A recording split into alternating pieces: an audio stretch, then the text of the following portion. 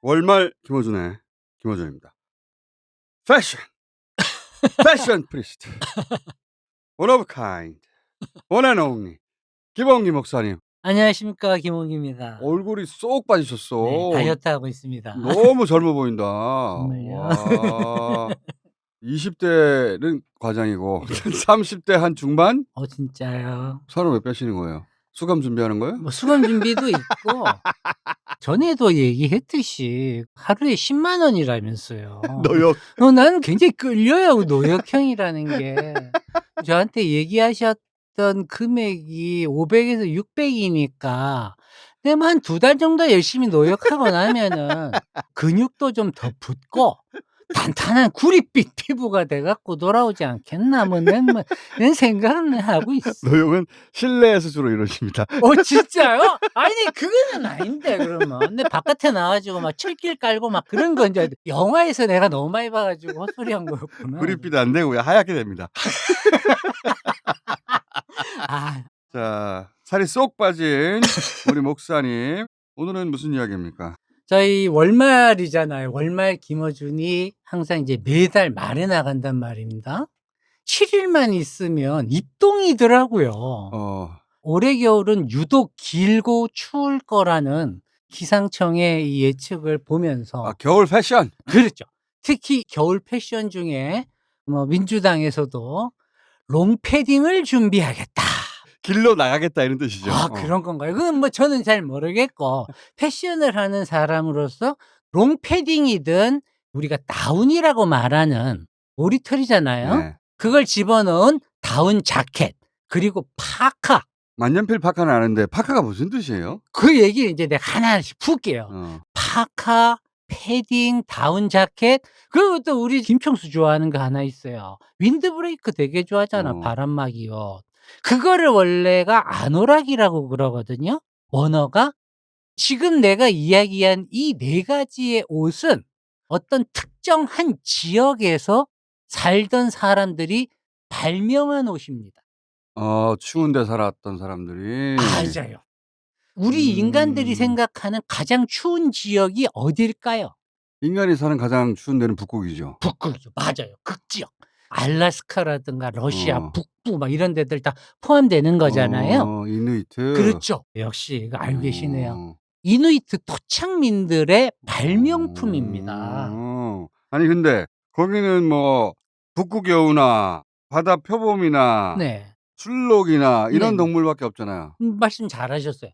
그런 툰드라 지역, 추울 때는 마이너스 45도로 떨어진다는 그 지역. 거기는 애시당초 농사 짓는 것 자체가 불가능하기 때문에 거기에 사는 이누이트족들은 그 한기를 견디기 위해서 어떤 옷을 입었느냐. 인제 여기에서 김청수 님이 얘기한 파카가 등장을 하게 되는 거예요. 파카 만년필 아니고 에스키모예요. 언어 파카가 거기서 나온 말이에요? 그 언어예요. 이누이트어로 무슨 무슨 뜻이냐면 뜻이네요. 동물의 가죽이에요. 표피예요. 스킨.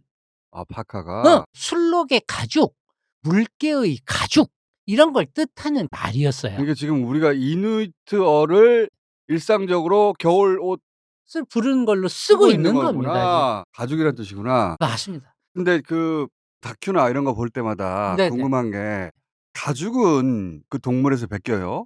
그리고 뭐 바늘이야 동물뼈 이용한다고 치는데 내가 그거 볼 때마다 궁금했던 것은 어떻게 꼬매지? 원사를 구할 수도 없는데? 이야, 그 굉장히 좋은 질문한 거예요. 파카라는 게 2겹을 겹쳐서 만든 옷입니다. 내피는 술록의 가죽을 이용을 하고요. 그 털 있는 거 따뜻하잖아요. 그럼 밖은 뭐라 할까요? 물개 가죽으로.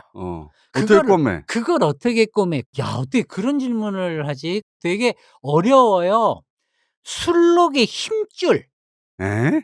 술록이 힘줄을 다듬어 가지고 뼈로 만든 그 바늘에 끼워 가지고 바느질을 해서 옷을 만듭니다. 힘줄로? 네. 어. 놀랍죠. 그 바느질이 얼마나 촘촘하냐면 1mm 단위로 바느질이 되어 있어요. 바람이 들어오면 안 되기 때문에 극도의 의류 구성법이 필요했던 거예요. 사실 우리 현대 패션은 저 이누이트의 바느질과 그 옷을 만드는 방식에서 많은 것들을 배웠던 것입니다. 야 술록에 힘줄로 했어요? 예. 되게 놀랍죠. 그거 놀랍다. 예.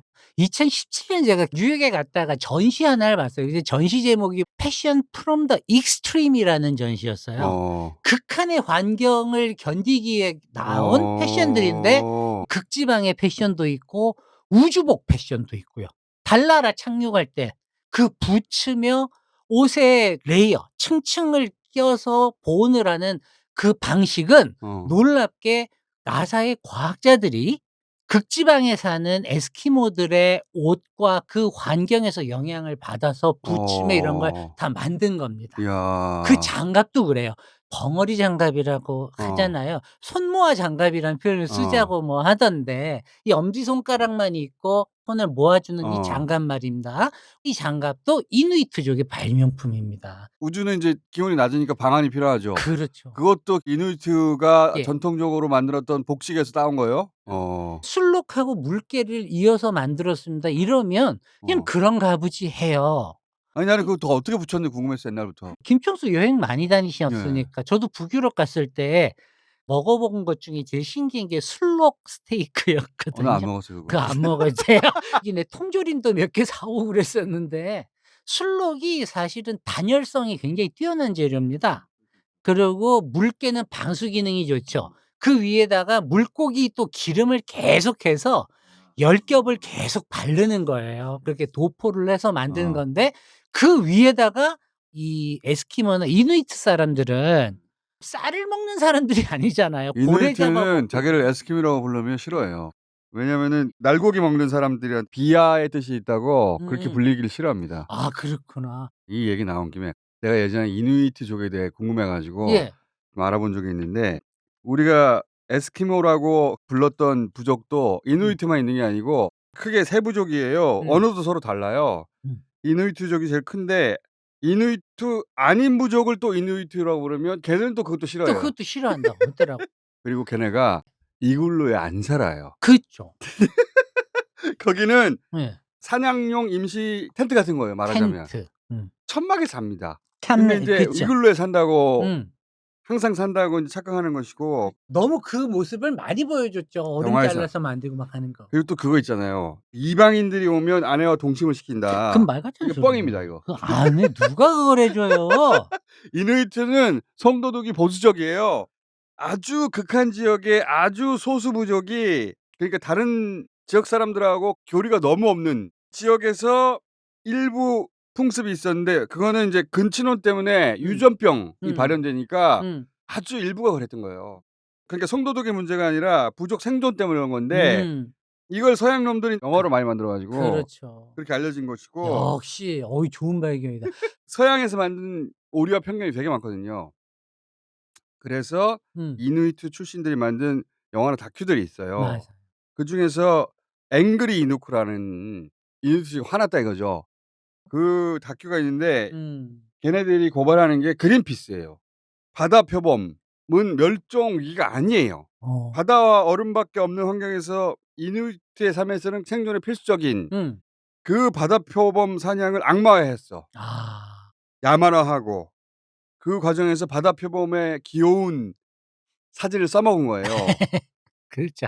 이누이트족이 "당신들이 그렇게 해서 우리 음. 삶은 파괴됐다. 음. 니네들은 소 먹지 않냐. 음. 키워 가지고 도살하잖아요. 얘네들은 꼭 필요한 정도만 그쵸. 가죽으로 고기로 쓰고." 정말. 그래서 그린피스를 고발합니다. 그린피스가 나중에 인정하고 사과를 해요. 근데 그 사이에 이누이트의 삶은 완전히 파괴됐다. 그렇죠. 일종의 에코파시즘? 에코파시즘. 야. 그러니까 도덕적 우위에 있다고 그렇죠. 믿는 믿는. 일방적인 그 계몽 운동의 위험성에 대해서 고발하는 건데 음. 너무 멀리 가는 것 같다.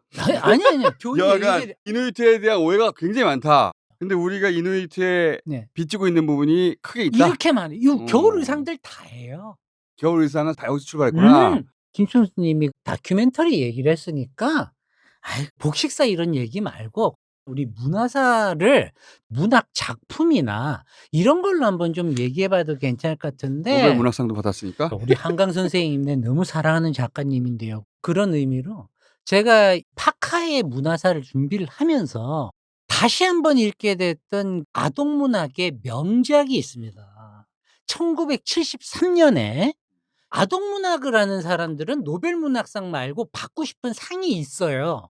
뉴베리상이라고 들어봤어요. 아실 겁니다. 역사가 104 년인가 됐을 거예요. 미국 전미 도서관 협회에서 만든 상입니다. 제일 큰 상입니다 이거. 73년 수상작이에요. 이 소설의 주인공이 아까 얘기한 이누이트족 소녀입니다. 아까 전에 소녀하고 늑대 이야기. 그거 어떻게 알아요? 읽어보진 않았어요. 내 지금 막 흥분하잖아. 존재는 알아. 아까 우리 김충수 님이 이누이트족이 성에 대해서 보수적인 맞아요. 사람이라고 그랬잖아요.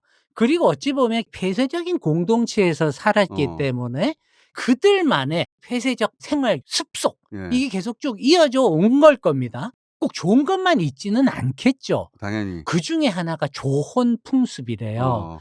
이 소설의 주인공도 13세 소녀예요. 우리도 조선시대 때 그랬으니까. 그러니까요. 근데 이 13세 소녀의 엄마가 병으로 죽고 아버지는 물범 잡으러 사냥을 하러 갔다가 실종이 됩니다. 하루아침에 고아가 됐어요. 인제 외할머니밖에 없어요. 근데 이 외할머니는 나이가 많을 거 아니에요. 보수적인 사람 중에 한 사람입니다. 그러니까 "너는 이누이트의 법을 따라서 빨리 결혼을 해라." 결혼을 시킵니다. 이 소녀의 이름이 줄리예요. 줄리? 아니 왜 이러세요? 아니 왜 웃어? 소설 제목이 줄리 오브 더 울브즈예요. 한국에서는 줄리와 늑대라는 그래요. 맞아요. 제목으로 상하권 번역이 돼 가지고 나왔습니다. 이 작품이 미국에서도 초등학교 6학년 필독서예요.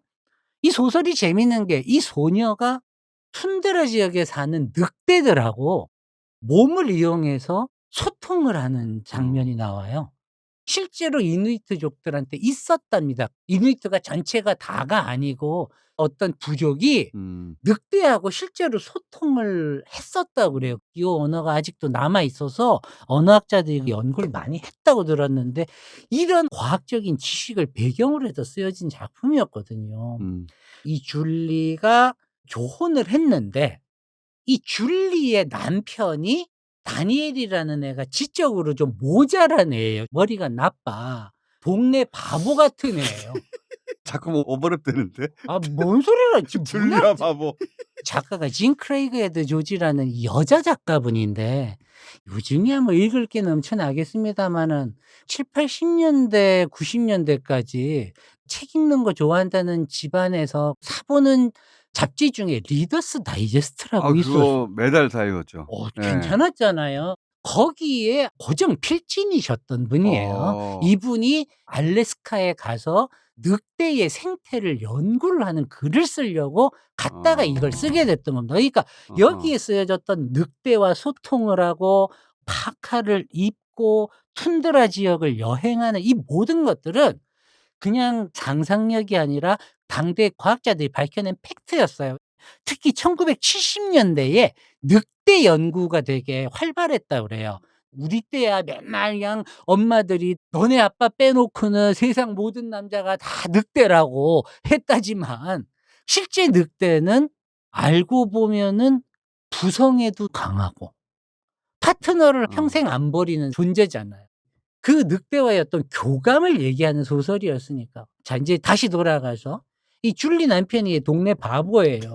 뭐 얘기만 하면 무식한 게 지가 뭐 안다고 맨날 구박이나 당하고 문제는 집에 와 가지고 아내를 폭력을 행사하는 거예요. 이게 리얼하고 좀 차이가 나네. 그렇죠. 지금 내가 뭔 얘기를 하는 건지 하여튼 이런 거를 인제 피해서 집을 나오는 얘기예요 사실은. 그 영하 45 도를 어떻게 그 소녀애가 혼자서 걷겠어요. 거의 죽어가는 그 와중에 늑대 무리떼를 만난 거죠. 아말록이라는 그 늑대가 이 소녀를 자신의 무리로 받아주고 먹이를 갖다 주고 물을 갖다 주고 이러면서 교감을 키워나가는. 그러나 그 늑대는 이누이트 문명들이 파괴되는 그걸 파괴시킨 소고놈들 비행기 타고 온 사냥꾼의 총에 맞아서 죽은 그 늑대 대장을 보면서 '나는 기계 문명으로 돌아갈지 이 자연에서 이들과 함께 할지를 어. 고민하는 이게 과연 아동 아. 문학인지 진짜 그거 아동 문학이 아닌데? 어마어마한 작품이었어요. 이게 정말 대자연 서사시고 영화화도 되고 뮤지컬도 만들어지고 이런 작품입니다만 이 소설의 첫 시작이 파카로 시작을 하거든요. 아. 그때 이 소녀가 얼어 죽지 않으려고 파카 위에 덧입는 방수 파카가 하나 있어요. 그거는 우리 현대인들이 아직 만들어내지는 않았습니다만 캄레이카라는 건데 되게 독특해요. 뭘로 만들었냐면 바다 포유류의 내장을 가지고 만들어요. 신기하죠? 고래 내장 같은 거? 예.